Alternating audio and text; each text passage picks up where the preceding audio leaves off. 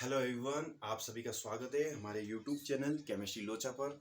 तो पिछले लेक्चर में हमने पढ़ा था टेम्परेचर डिपेंडेंट वाली जो कंसंट्रेशन टर्म्स हैं उसको हमने पढ़ा था। पहली टर्म हमारे लिए थी परसेंटेज डब्ल्यू बाई वी, दूसरी हमारे लिए थी percentage W by V V by V, और तीसरी हमारे पास थी मोलेरिटी।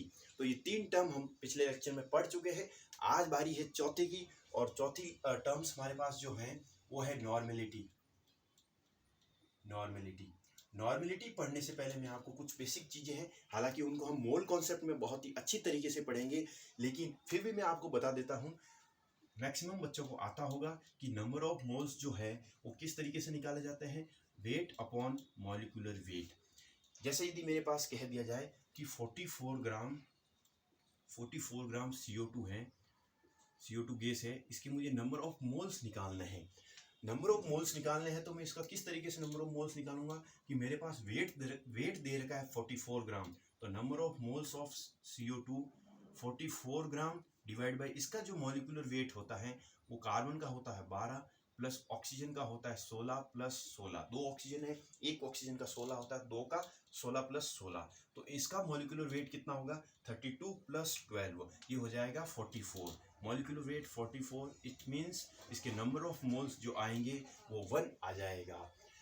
ये तो हो गया नंबर ऑफ मोल्स निकालने की बात। अब यदि मैं बात करूं, एक नई टर्म आती है इक्विवेलेंट वेट। क्या होता है ये इक्विवेलेंट वेट? इक्विवेलेंट वेट होता है, इसको निकालने का फॉर्मूला होता है कि मॉलिक्यूलर वेट जो है उसमें यदि मैं वैलेंसी फैक्टर का यदि डिवाइड कर दूं तो ये क्या आ जाएगा, इक्विवेलेंट वेट आ जाएगा। अब बात आती है कि वैलेंसी फैक्टर वाला क्या बला है, ये नई चिड़िया है और क्या आ गई है वैलेंसी फैक्टर की। तो इसका यदि वैलेंसी फैक्टर वैलेंसी फैक्टर को निकालने का यदि मैं मेथड बताऊं आपको, तो जैसे यदि मेरे पास एक है HCl, इसका यदि इसको तोड़ूं तो क्या देगा ये हमें, एक H प्लस देगा, एक Cl माइनस देगा। ठीक है, 1 मोल HCl हमें क्या दे रहा है, 1H प्लस दे रहा है। इसका मतलब जो इसकी बेसिसिटी होगी वो क्या होगी, 1। और इक्विवेलेंट वेट जो निकाला जाता है, जो वैलेंसी फैक्टर जो निकाला जाता है वो यही है एसिड की जो बेसिसिटी होती है वही इसका वैलेंसी फैक्टर होता है। इट मीन्स इसका जो वैलेंसी फैक्टर हो गया वो क्या हो जाएगा, 1 हो जाएगा। अब मैं यदि HCl के मॉलिक्यूलर वेट में यदि इसका वैलेंसी फैक्टर 1 का डिवाइड कर दूं तो इसका इक्विवेलेंट वेट आ जाएगा। अब हालांकि यहाँ वैलेंसी फैक्टर 1 है, इसलिए जो इक्विवेलेंट वेट होगा, यदि मैं HCl का इक्विवेलेंट वेट निकालूं HCl का, तो इसका जो मॉलिक्यूलर वेट है उसमें यदि 1 का डिवाइड करूंगा तो कुछ फर्क नहीं पड़ेगा। इसका मतलब क्या होगा कि HCl का ऐसे सारे जो एसिड या बेस या फिर जो साल्ट जिनका वैलेंसी फैक्टर 1 होता है उनके लिए इक्विवेलेंट वेट और मॉलिक्यूलर वेट दोनों सेम होंगे। ठीक है, ये तो होगी HCl की बात। जैसे मैं यदि अगला एग्जाम्पल ले लूँ, यदि H2SO4 का, अगला एग्जाम्पल ले लिया मैंने H2SO4 का। यदि मैं बात करूं H2SO4 की, तो इसमें क्या होगा, इसको यदि मैं तोड़ूं तो क्या देगा ये 2H plus plus SO4 minus 2, ये दे रहा है H2SO4।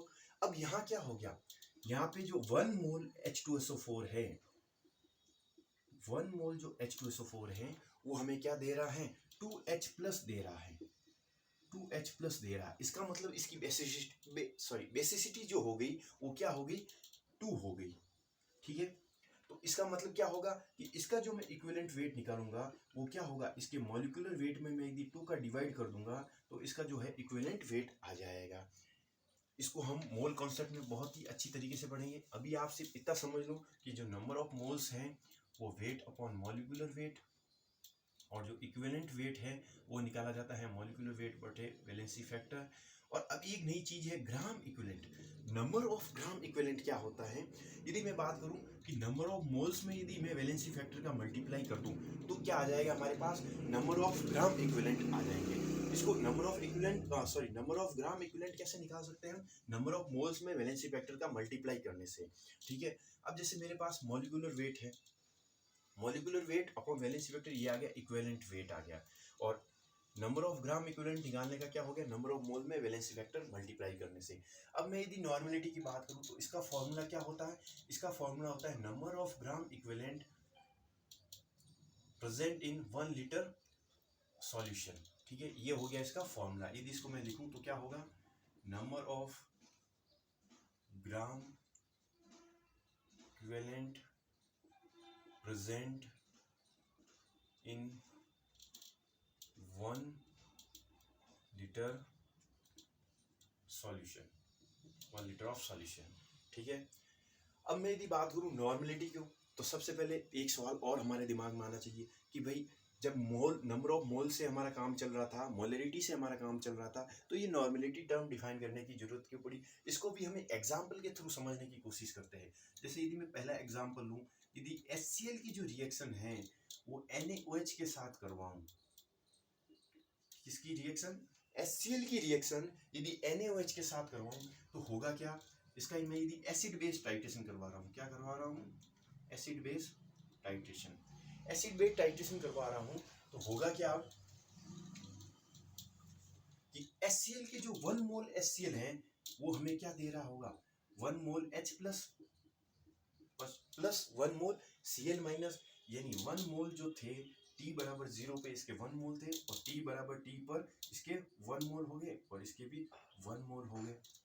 यदि मैं बात करूं NaOH की, तो NaOH जो है वो हमें क्या दे रहा है, Na प्लस OH माइनस, तो 1 मोल जो NaOH है, 1 मोल जो NaOH है वो हमें T बराबर 0 पे 1 मोल NaOH है, वो T बराबर T पे हमें 1 मोल प्लस 1 मोल दे रहा होगा। ठीक है, अब जो है इन दोनों में जो है नंबर ऑफ मोल सेम है, यदि नंबर ऑफ मोल सेम है तो ये दोनों आपस में न्यूट्रलाइज हो जाएंगे और टाइट्रेशन का एंड पॉइंट आ जाएगा। यहाँ तो नंबर ऑफ मोल सेम थे इसलिए एंड पॉइंट आ गया, एंड पॉइंट आ गया। अब मैं बात करूँ यदि अगले एग्जाम्पल की, अगला एग्जाम्पल लूँ मैं H2SO4 की जो है वो टाइट्रेशन में किसके साथ करवा दे रहा हूँ, NaOH के साथ करवा दे रहा हूँ। ठीक है, यदि मैं NaOH के साथ यदि इसकी जो रिएक्शन है या इसका एसिड बेस यदि टाइट्रेशन करवाऊँ तो होगा क्या, H2SO4 जो है वो यदि टूटेगा तो 2H प्लस SO4 माइनस 2 देगा, NaOH जब टूटेगा तो same Na plus OH minus देगा, तो 1 मोल जो है T बराबर 0 पे 1 मोल थे, T बराबर T पे इसके 2 मोल हो जाएंगे और इसका 1 मोल हो जाएगा। NaOH सेम है 1 मोल T बराबर 0 पे और बाद में 1 मोल प्लस 1 मोल, ये हमें मिलेगा। अब यहाँ तो नंबर ऑफ मोल सेम थे इसलिए ये आपस में न्यूट्रलाइज हो गए और इसका एंड पॉइंट आ गया, लेकिन यहाँ देख रहे हैं हम नंबर ऑफ मोल्स यहाँ 2 है, नंबर ऑफ मोल्स यहाँ 1 है, तो आपस में न्यूट्रलाइज नहीं होंगे, न्यूट्रलाइज नहीं होंगे इसका मतलब क्या हो जाएगा, इस टाइट्रेशन का एंड पॉइंट नहीं आएगा, सॉरी एंड पॉइंट नहीं आएगा। तो अब हमें क्या करना है, अब हमें ऐसा करना है कि जैसे अब एक तरीके से इसको इस तरीके से भी समझ सकते हैं कि यहाँ तो 2H प्लस है, लड़ाई आपस में लड़ाई करने वाले यहाँ 2 है और यहाँ 1 है, तो आपस में ये इनका लेवल बराबर तो है नहीं, तो ये आपस में न्यूट्रलाइज नहीं हो पाएंगे। ठीक है, इस तरीके से हम इसको समझ सकते हैं। जैसे इस समस्या से हमें बाहर निकालने के लिए, इस समस्या से बाहर निकलने की हमें एक टर्म की जरूरत थी, नंबर ऑफ ग्राम इक्विवेलेंट की। तो नंबर ऑफ ग्राम इक्विवेलेंट में यदि निकालूं H2SO4, यहीं पे निकाल देता हूं, क्या है वो टर्म, जैसे H2SO4 के नंबर ऑफ में यदि ग्राम इक्विवेलेंट निकालूं तो क्या होगा, number of moles multiply by valency factor. Number of moles कितने हैं, H2SO4 के नंबर ऑफ मोल्स 1 मोल है और इसका वैलेंसी फैक्टर कितना है 2 मोल, तो नंबर ऑफ इक्विवेलेंट वेट कितना आ जाएगा 2 आ जाएगा। और नंबर ऑफ मोल्स NaOH की यदि मैं equivalent number of gram equivalent की यदि मैं बात करूं तो क्या आएगा, नंबर ऑफ मोल्स कितने हैं 1 मोल है और नंबर ऑफ इसमें जो वैलेंसी फैक्टर है वो 1 है, तो नंबर ऑफ ग्राम इक्विवेलेंट इसका 1 आ जाएगा। अब इन दोनों के number of gram equivalent same नहीं है तो ये दोनों आपस में न्यूट्रलाइज नहीं होंगे, तो होगा क्या, मुझे नंबर ऑफ मोल्स जो है वो यदि नंबर ऑफ ग्राम इक्विवेलेंट मुझे यदि इसका भी 2 लेना है तो होगा क्या कि मुझे नंबर ऑफ मोल्स जो है NaOH के वो 2 लेने होंगे। जैसे यदि मैं बात करूं कि नंबर ऑफ ग्राम इक्विवेलेंट यहाँ 2 आ गया और यहाँ यदि मैं नंबर ऑफ ग्राम इक्विवेलेंट निकालूं और नंबर ऑफ मोल्स यदि मैं ले लूं 2 मोल्स तो वैलेंसी फैक्टर 1, तो नंबर ऑफ ग्राम इक्विवेलेंट क्या आ जाएंगे 2। अब इन दोनों के number of gram equivalent same हो गए, number of gram equivalent same हो गए मतलब ये दोनों आपस में लड़ाई करके न्यूट्रलाइज हो जाएंगे और न्यूट्रलाइज होंगे तो इस टाइट्रेशन का एंड पॉइंट आ जाएगा।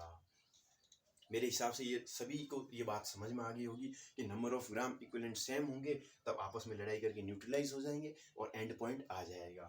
यहाँ तो नंबर ऑफ मोल्स सेम थे तब हमें कोई दिक्कत नहीं आई थी, लेकिन यहाँ नंबर ऑफ मोल्स सेम थे, जैसे ही इसका वैलेंसी फैक्टर चेंज हुआ तो एंड पॉइंट आया ही नहीं। तो इसके लिए हमें ग्राम इक्विवेलेंट टर्म डिफाइन करने की जरूरत हुई, और नंबर ऑफ ग्राम इक्विवेलेंट हमने यदि सेम किए तो इसका एंड पॉइंट आ गया। इसका मतलब मैं क्या कहूँगा कि यहाँ मैंने जो है इसका 1 मोल H2SO4 लिया और 2 मोल NaOH लिया, तभी ये इसका एंड पॉइंट आया। अब मैं यदि बात करूँ नॉर्मेलिटी और मोलरिटी के बीच में यदि रिलेशन की, तो क्या होता है इन दोनों के बीच रिलेशन, आइए जानते हैं। यदि मैं बात करूँ नॉर्मेलिटी की, सबसे पहले नॉर्मेलिटी वर्सेस मोलरिटी, ठीक है, इन दोनों की यदि मैं बात करूं तो होगा क्या, नॉर्मेलिटी को हम किस तरीके से लिखते हैं, number of gram equivalent divide by volume litre में। इसको हम मोलरिटी को किस तरीके से लिखते हैं, number of mole of solute divide by volume of solution, ठीक है। अब नंबर ऑफ ग्राम इक्विवेलेंट है वो क्या होगा, जैसे वहां नंबर ऑफ मोल्स थे तब तो क्या हो गया था, नंबर ऑफ मोल्स तो होंगे W/mW मॉलिक्यूलर वेट, लेकिन जैसे ही नंबर ऑफ ग्राम इक्विवेलेंट निकालूंगा तो होगा क्या, वेट अपॉन इक्विवेलेंट वेट आएगा। अब जो है अब मॉलिक्यूलर वेट नहीं आएगा, अब इसमें जो आएगा इक्विवेलेंट वेट, इक्विवेलेंट वेट आएगा। अब इक्विवेलेंट वेट का फॉर्मूला हमने क्या पढ़ा था, इक्विवेलेंट वेट का फॉर्मूला पढ़ा था molecular weight divide by valency factor. तो अब मैं यहाँ जो लिखूंगा नंबर ऑफ ग्राम इक्विवेलेंट जो होगा weight upon molecular weight divide by valency factor, ये ऊपर जाएगा तो क्या होगा W/mW इंटू वैलेंसी फैक्टर। तो इसीलिए तो हमने वो जो फॉर्मूला लिखा था कि नंबर ऑफ ग्राम इक्विवेलेंट जो होते हैं number of moles into valency factor होते हैं, तो ये जो है ये मोल हो गया, इसको हम N लिख सकते थे, N इंटू वैलेंसी फैक्टर, तो नंबर ऑफ ग्राम इक्विवेलेंट। तो अब आपको समझ में आ गया कि नंबर ऑफ ग्राम इक्विवेलेंट का फॉर्मूला हमने कहाँ से डिफाइन किया था, इससे W/mW हम क्या पढ़ते हैं, नंबर ऑफ मोल्स, और W/mW की जगह N लिखा, मैंने नंबर ऑफ मोल्स लिखा, तो number of moles into valency factor, ये हो गया नंबर ऑफ ग्राम इक्विवेलेंट, ठीक है। ये चीज आप लोगों को समझ में आ गई। अब मैं जो समझाने जा रहा हूँ वो रिलेशन है नॉर्मेलिटी और मोलरिटी के बीच में। जो नंबर ऑफ ग्राम इक्विवेलेंट है वो W/mW इंटू वैलेंसी फैक्टर, तो क्या मैं यहाँ नॉर्मेलिटी की जगह नंबर ऑफ ग्राम इक्विवेलेंट की जगह weight upon molecular weight into volume litre में इंटू वैलेंसी फैक्टर ये लिख सकता हूँ, कोई दिक्कत नहीं है। अब यहाँ यदि मैं बात करूँ तो मोलरिटी जो है वो कैसे लिखूंगा मैं, weight upon molecular weight into volume litre में, वॉल्यूम ऑफ सॉल्यूशन लीटर में। अब जो ये जो टर्म है ये टर्म क्या है, मोलरिटी, और यहाँ पे हम यदि गौर से देखें तो ये टर्म कौन सी होगी, weight upon molecular weight multiply by volume litre में, तो ये टर्म कौन सी होगी, ये मोलरिटी होगी। अब इस मोलरिटी को क्या है, मैं नॉर्मेलिटी इज इक्वल टू, यहाँ मोलरिटी M लिख सकता हूँ, M इंटू वैलेंसी फैक्टर। अरे ये देखो ये आ गया, इसका रिलेशन आ गया, अरे ये तो इसका रिलेशन आ गया W/mW इंटू V, ये क्या था, मोलरिटी थी, और मोलरिटी जैसे ही मैंने यहाँ M लिखा तो ये आपस में नॉर्मेलिटी और मोलरिटी के बीच में एक रिलेशन आ गया। इसको याद रखने के लिए हम इस तरीके से याद रख सकते हैं कि जो नानी है वो मम्मी से हमेशा बड़ी होती है, मम्मी में कुछ मल्टीप्लाई हो रहा है तो वो चीज़ जरूर नॉर्मेलिटी से मोलरिटी से बड़ी होगी। जैसे यदि मैं बात करूँ, यदि किसी का वैलेंसी फैक्टर 1 है, यदि वैलेंसी फैक्टर 1 है तो उस चीज के लिए नॉर्मेलिटी बराबर होगी किसके, मोलरिटी के बराबर होगी, ठीक है। नॉर्मेलिटी किसके बराबर होगी, मोलरिटी के बारे में मोलरिटी के बराबर होगी। ये चीजें होगी नॉर्मेलिटी का कॉन्सेप्ट, बेसिक कॉन्सेप्ट है पूरा। और आगे हम इसके अगले लेक्चर में क्वेश्चन की भी चर्चा करेंगे, नॉर्मेलिटी से रिलेटेड क्वेश्चन। तो यदि आज हमने जो क्या क्या पढ़ा, यदि मैं लिखूँ यहाँ पे सारे फॉर्मूले एक जगह, तो नंबर ऑफ मोल्स निकालना सीखा हमने W/mW। एक चीज हमने क्या पढ़ी, number of gram equivalent, number of gram equivalent होता है वेट अपॉन इक्विवेलेंट वेट, ठीक है। अब इक्विवेलेंट वेट हमने क्या पढ़ा आज, इक्विवेलेंट वेट क्या पढ़ा हमने, molecular weight divide by valency factor, ठीक है। यदि मैं इस चीज को यहाँ लिखूं तो क्या पढ़ा हमने, नंबर ऑफ ग्राम इक्विवेलेंट क्या होगा, weight upon molecular weight into valency factor. तो इस चीज से हमने क्या निकाल दिया, नंबर ऑफ ग्राम इक्विवेलेंट जो है वो क्या हो जाएगा, number of moles into valency factor. ये चीजें पढ़ी हमने। हमने एक फॉर्मूला पढ़ा नॉर्मेलिटी का, नॉर्मेलिटी का फॉर्मूला होता है number of gram equivalent divide by volume of solution. Molarity का फॉर्मूला पढ़ा हमने, number of mole of solute divide by volume litre में। हमने एक फॉर्मूला पढ़ा नॉर्मलिटी और मोलरिटी को नॉर्मलिटी और मोलरिटी के रिलेशन का। तो नॉर्मलिटी जो होती है वो मोलरिटी इनटू वैलेंसी फैक्टर होता है। ठीक है, ये कुछ फॉर्मूले हैं जो हमने आज पढ़े हैं, पूरे बेसिक फॉर्मूले हैं जिनकी ज़रूरत आपको पूरी केमिस्ट्री में पड़ेगी। और इस लेक्चर का यदि रिकैप करूँ तो यही है आज का रिकैप, और मिलते हैं अगले लेक्चर में एक बेहतरीन लेक्चर के साथ। आज के लिए इतना ही, और प्लीज़ उन सभी से सब्सक्राइब है जिन्होंने प्लीज़ उन सभी से रिक्वेस्ट है जिन्होंने अभी तक चैनल को सब्सक्राइब नहीं किया है तो आप सब्सक्राइब कर लें। और आज के लिए इतना ही, मिलते हैं अगले लेक्चर में। Thank you very much.